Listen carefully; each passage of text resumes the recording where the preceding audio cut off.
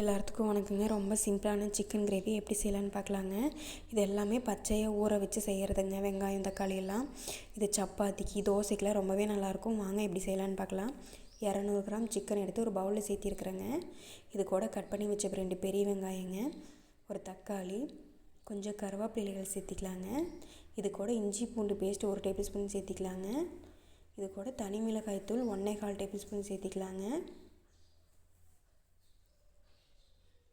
இது கூட மல்லித்தூள் 1 டேபிள் ஸ்பூன் சேர்த்திக்கலாங்க.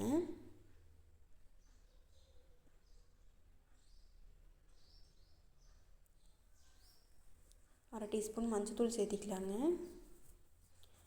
உப்பு தேவையான அளவு சேர்த்திக்கலாங்க. இது கூட அரை table spoon garam masala சேர்த்திக்கலாங்க. 3 table spoon தயிர் சேர்த்திக்கலாங்க.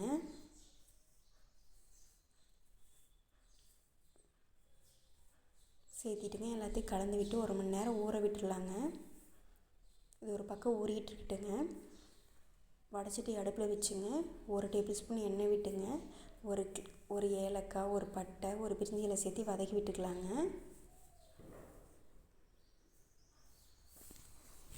இப்போ வதங்கி வந்துருச்சுங்க. அது கூட ஊற வச்ச சிக்கனை உள்ளே சேர்த்திக்கலாங்க.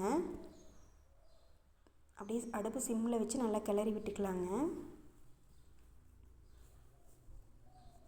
சிக்கன் நல்லா அதே தண்ணி விட்டு வருதுங்க. அப்படியே தண்ணி விட்டு அதே நல்லா வெந்து வந்துட்டுருக்குதுங்க. அப்படியே விட்டுடலாங்க.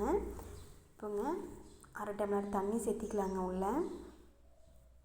இப்போ நல்லா கிளறி விட்டுக்கலாங்க. கொஞ்சம் கிரேவி பதம் வர வரைக்கும் விட்டுடலாங்க. இப்போ நல்லா கொதித்து வெந்து வந்துட்டுருக்குதுங்க. இப்போ நல்லா கிளறி விட்டுக்கலாங்க. இந்த மாதிரி ஒரு நாளைக்கு செஞ்சு பாருங்கள், நல்லாயிருக்கும். நல்லா தயிரில் 1 மணி நேரம் ஊறி வந்தங்காட்டி நல்லா சிக்கனெல்லாம் சாஃப்டாக இருக்குங்க. இப்போ இதுக்கு பிளேட்டுக்கு மாற்றிக்கலாங்க. நம்ம சேனலை சப்ஸ்கிரைப் பண்ணிக்கோங்க, லைக் பண்ணுங்கள், ஷேர் பண்ணுங்கள், பெல் பட்டனை கிளிக் பண்ணிக்கோங்க. இந்த மாதிரி ஒரு நாளைக்கு ட்ரை பண்ணி பாருங்கள்.